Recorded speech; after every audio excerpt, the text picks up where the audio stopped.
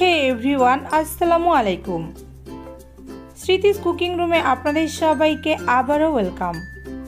আজকে আপনাদের সাথে কেএফসি স্টাইলের চিকেন উইংস ফ্রাই রেসিপিটি শেয়ার করব। তবে এটা আমি আমার মতো করে করেছি, যেভাবে সবসময় বাসায় তৈরি করি।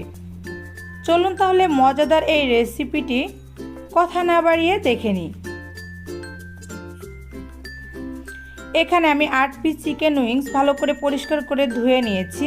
এখান থেকে আমি কিন্তু কেটে নিলেও নিতে পারতাম, তবে এখান থেকে আমি নিইনি, যেহেতু এটা বাজার থেকে কিনে নিই, বাসায় করেছি, তাই আমি এভাবে লম্বা করে রেখে দিয়েছি।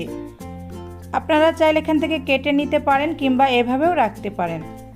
এবার আমি এর মধ্যে দিয়ে দিচ্ছি 1 চা চামচ লাল মরিচের গুঁড়া, 1 চা চামচ ধনিয়া গুঁড়া, হাফ চা চামচ কালো গোলমরিচের গুঁড়া, দিয়ে দিচ্ছি 2 টেবিল চামচের মতো সয়া সস এবং দিয়ে দিচ্ছি স্বাদ মতো লবণ।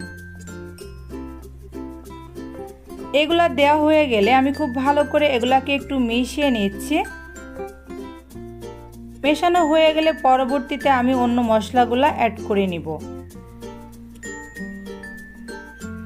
এবার এর মধ্যে আমি দিয়ে দিচ্ছি আদা, রসুন ও জিরা বাটা 1 টেবিল চামচ। এগুলা নিয়ে খুব ভালো মতো আমি মিশিয়ে নিচ্ছি।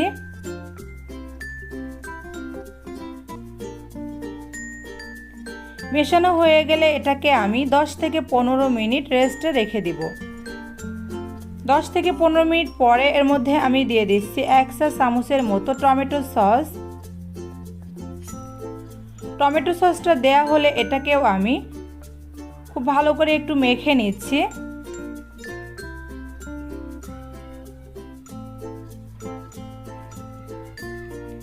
মাখানো হয়ে গেলে দিয়ে দিচ্ছি 1 স্লাইসের মতো লেবুর রস।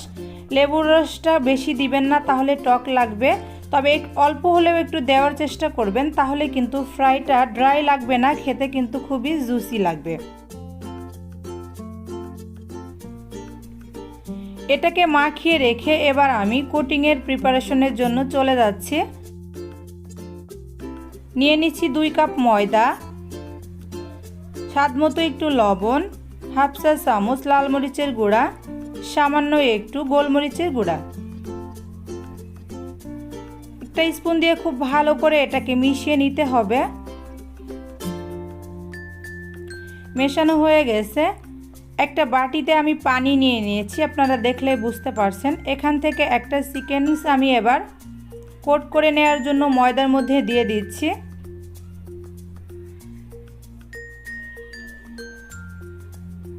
হাত দিয়ে নেড়ে চেড়ে এটাকে কিন্তু খুব ভালো করে কোট করে নিতে হবে।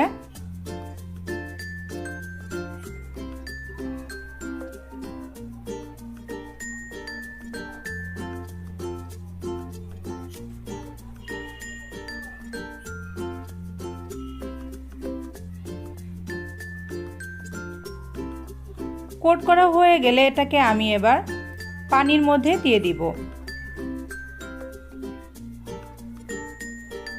পানির মধ্যে দেওয়ার পরে একটা বুদবুদ আসবে, এটা যখনই বন্ধ হয়ে যাবে তখনই এটা তুলে নিলেই হয়ে যাবে, বেশিক্ষণ রাখার কিন্তু প্রয়োজন নাই। দেখুন বুদবুদটা কিন্তু বন্ধ হয়ে গেছে। এবার আমি এটাকে তুলে নিচ্ছি, নিয়ে এটাকে আবারও আমি ডাবল কোট করে নিচ্ছি। ডাবল কোটিংয়ের সময় খুব ভালোভাবে লক্ষ্য রেখে এটা কিন্তু করতে হবে, যেহেতু একবার ভেজানো হয়েছে, এটা নরম হয়ে আছে, তাই খুব আলতো করে এটাকে আবারও কোট করে নিচ্ছি। তবে এটাকে একটু বেশি সময় ধরে কোট করে নিতে হবে, তাহলে উপরের অংশটা খুবই ক্রিস্পি এবং ক্রাঞ্চি হবে। দেখুন কোটিংটা আপনাদেরকে দেখিয়ে দিচ্ছি, কোটিংটা কত সুন্দর হয়েছে।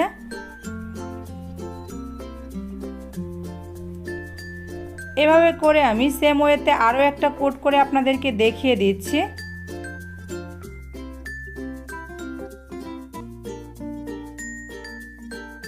সেকেন্ড কোট করার সময় কিন্তু একটু লক্ষ্য রেখে করতে হবে। দেখুন এটা হয়ে গেছে, আর আমি একে একে সবগুলোই করে নিয়েছি।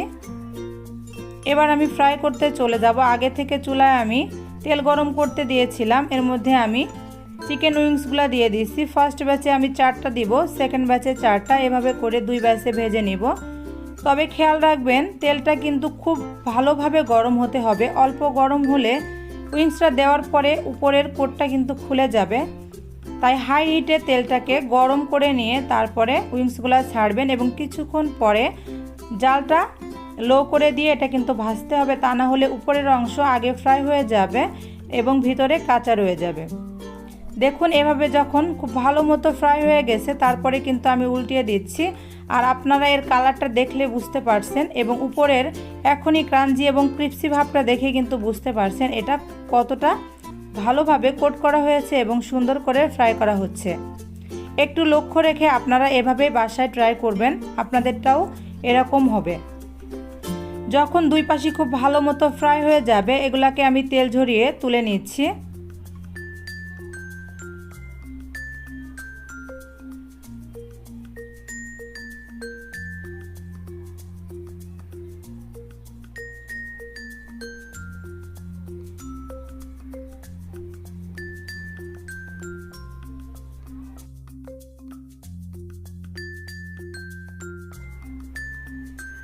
এবং বাকি যে 4টা উইংস আমার ছিল সেম ওয়েতে এগুলাও কিন্তু আমি ভেজে নিচ্ছি।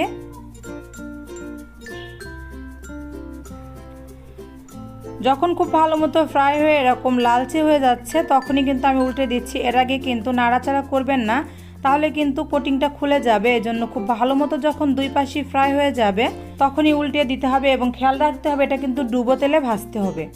দেখুন এটা আমি আপনাদেরকে দেখিয়ে দিচ্ছি এটা কতটা সুন্দর একটা কালার হয়েছে এবং কতটা ভালোভাবে ভাজা হয়েছে নিশ্চয়ই আপনারা দেখলে বুঝতে পারছেন।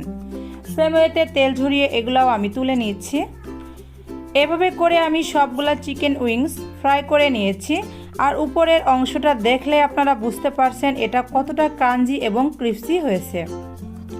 সেম ওয়েতে আপনারা বাসায় একবার ট্রাই করে দেখবেন এটা খেতে কতটা ভালো সেটা আপনারা নিজেরাই বুঝতে পারবেন। আর বাসায় যদি আপনাদের বাচ্চারা থাকে এটা কিন্তু খেতে খুবই পছন্দ করবে। আমার বাসার বাচ্চারা কিন্তু এটা খেতে খুবই পছন্দ করে। যারা এতক্ষণ কষ্ট করে ভিডিওটি দেখেছেন তাদেরকে অসংখ্য ধন্যবাদ। যারা আমার চ্যানেলটিকে এখনও সাবস্ক্রাইব করেননি প্লিজ আমার চ্যানেলটিকে সাবস্ক্রাইব করবেন এবং পাশে থাকা বেল বাটনটিতে ক্লিক করে রাখবেন যাতে সহজ সহজ রেসিপিগুলো সবার আগে আপনার কাছে পৌঁছে যায়। সবাই ভালো থাকবেন, সুস্থ থাকবেন, আমার এবং আমার ফ্যামিলির সকলের জন্য দোয়া করবেন। আল্লাহ হাফেজ।